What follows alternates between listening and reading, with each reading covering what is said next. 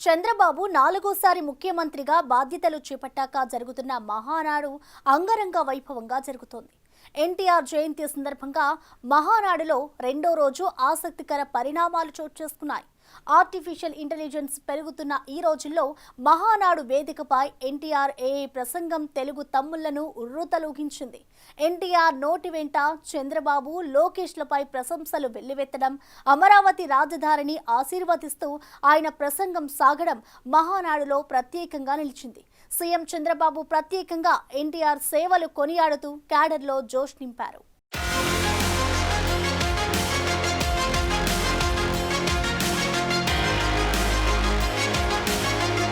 TDP వ్యవస్థాపకులు, విశ్వవిఖ్యాత నట సార్వభౌమ పద్మశ్రీ నందమూరి తారక రామారావు 102వ జయంతి సందర్భంగా సీఎం చంద్రబాబు నాయుడు ఆయన చేసిన సేవలను గుర్తుకు చేస్తూ ఘన నివాళులర్పించారు. ఎన్టీఆర్ ఒక సంఘ సంస్కర్త అని, సంక్షేమానికి సరికొత్త మార్గం చూపిన మహనీయుడని కొనియాడారు. పేదలకు కూడు, గూడు, గుడ్డ అని 3 ప్రాథమిక అవసరాలు తీర్చడమే తన జీవిత లక్ష్యంగా భావించి కృషి చేసిన ధీరోదాత్తుడు అని పేర్కొన్నారు. సమాజమే దేవాలయం, ప్రజలే దేవుళ్ళు అనే నినాదంతో ప్రజాస్వామ్యానికి సరికొత్త నిర్వచనం పలికిన దార్శనికుడిగా ఎన్టీఆర్ ను అభివర్ణించారు. ఆడబిడ్డలకు ఆస్తిలో హక్కు కల్పించి వారికి అన్నయ్య అయ్యారని పేర్కొన్నారు. సేవాభావం ఉండే వ్యక్తి ఎన్టీ రామారావు గారు 1952 సంవత్సరంలో రాయలసీమ కరువు వస్తే జోలి బట్టి డబ్బులు వసూలు చేసిన వ్యక్తి.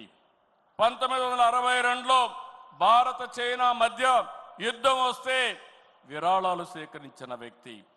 1965లో భారత్ పాకిస్తాన్ మధ్య యుద్ధం జరిగినప్పుడు 1972లో రాష్ట్రంలో కరువు వచ్చినప్పుడు 1977లో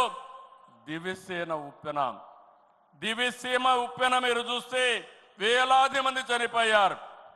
అలాంటి సమయంలో నేనుంటానని చెప్పి అండగా నిలిచిన వ్యక్తి నందమూరి తారక రామారావు గారని చెప్పి నేను మీకు తెలియజేస్తున్నా. మార్చి 29, 1982 తెలుగుదేశం పార్టీ ఏర్పడిన రోజు. నిన్న మార్చికి 43 సంవత్సరాలు. ఇప్పుడు మిమ్మల్ని చూస్తా ఉంటే రోజు రోజుకు మీ ఆదరణ పెరుగుతా ఉంది. 4 దశాబ్దాలైంది. ఎన్నో మైలురాళ్లు దాటాం, ఎన్నో విజయాలు, ఎన్నో అనుభవాలు. ఎన్టీఆర్ ఆశయాలు, సిద్ధాంతాలని ముందుకు తీసుకెళ్తున్నాం. ఆయన స్ఫూర్తితోనే సంక్షేమానికి, సంస్కరణలు, అభివృద్ధికి పెద్దపీట వేస్తున్నాం. కడప వేదికగా టీడీపీ మహానాడు అంగరంగ వైభవంగా జరుగుతోంది. ఈ కార్యక్రమంలో మహానాడు వేదికపై ఓ అద్భుతం ఆవిష్కృతమైంది. ఇందులో భాగంగా ఎన్టీఆర్ ఆర్టిఫిషియల్ ఇంటెలిజెన్స్ ప్రసంగం ప్రత్యేక ఆకర్షణగా నిలిచింది. మహానాడు వేదికగా ఎన్టీఆర్ ఏఐ స్పీచ్ వైరల్ గా మారింది. ఇందులో భాగంగా మహావేడుకల నింగి నేల పసుపుమయమై పరవశించేలా అంగరంగ వైభవంగా జరుగుతున్న మహానాడు పండుగ వేళ 10 కోట్ల తెలుగు తమ్ముళ్లకు, ఆడపడుచులకు, రైతన్నలకు, శ్రమజీవులకు, దేశ విదేశాల్లో తెలుగు కీర్తి పాకాలకు వెలుగొందుతున్న మన బిడ్డల వివిధ రంగాల్లో తమ ప్రతిభా పాఠవంతో తెలుగు తల్లికి సాంస్కృతిక, సాహిత్య నీరాజనమిచ్చిన కళాకారులకు, మేధావులకు, విజ్ఞులకు, ముఖ్యంగా పసుపు జెండాను గుండెల మీద మోస్తున్న టీడీపీ కార్యకర్తలకు నా హృదయపూర్వక నమస్సుమాంజలి అంటూ ఏఐ ఎన్టీఆర్ స్పీచ్ మొదలైంది.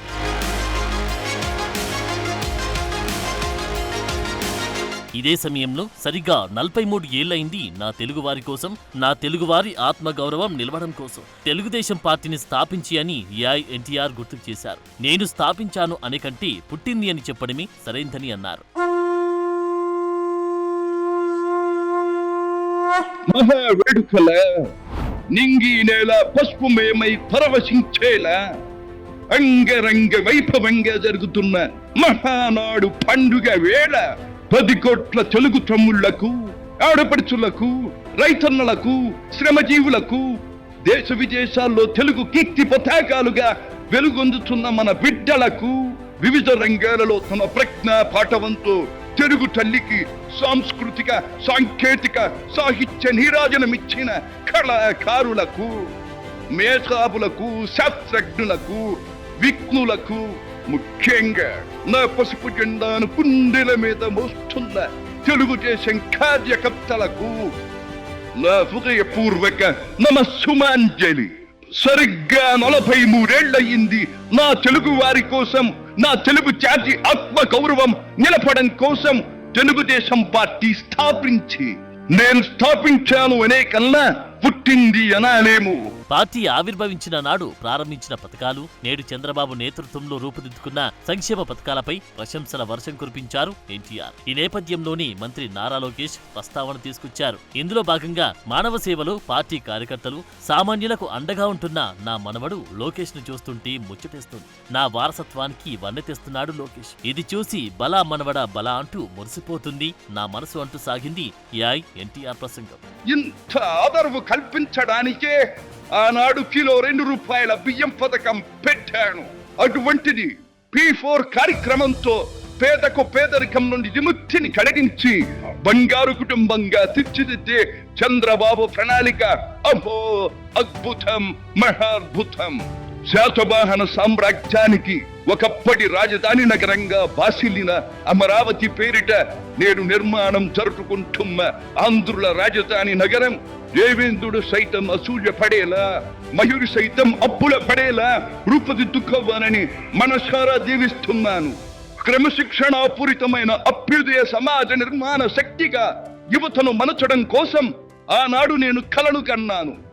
యువగణానికి ప్రాధాన్యమిచ్చి యువశక్తికి పదును పెట్టి నా కలను నేడు తీరుస్తున్నాడు నా మనవడు లోకేష్. అంతేకాదు, అధికారానికి సరైన నిర్వచనం మానవ సేవ అని ఆనాడు నేను పాటించిన నియమాన్ని నేడు గతంలో ఆచరించి పార్టీ కార్యకర్తకైనా సాధారణ పౌరుడికైనా అండగా నిలుస్తూ నా వారసత్వానికి వన్నెదిస్తున్నాడు లోకేష్.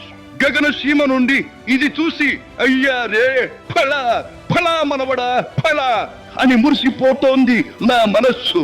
మొత్తానికి ఆర్టిఫిషియల్ ఇంటెలిజెన్స్ తో ఆవిష్కృతమైన అన్న ఎన్టీఆర్ ప్రసంగం ఆయన జయంతి రోజు హైలైట్ గా నిలిచింది. 5 నిమిషాల పాటు సాగిన ప్రసంగం చివర్లో ఎన్టీఆర్, చంద్రబాబు, లోకేష్ లు కలిసి అభివాదం చేస్తున్నట్లు తయారు చేసిన యానిమేషన్ తెలుగు తమ్ముళ్లను ఉర్రూతలూగేలా చేసింది.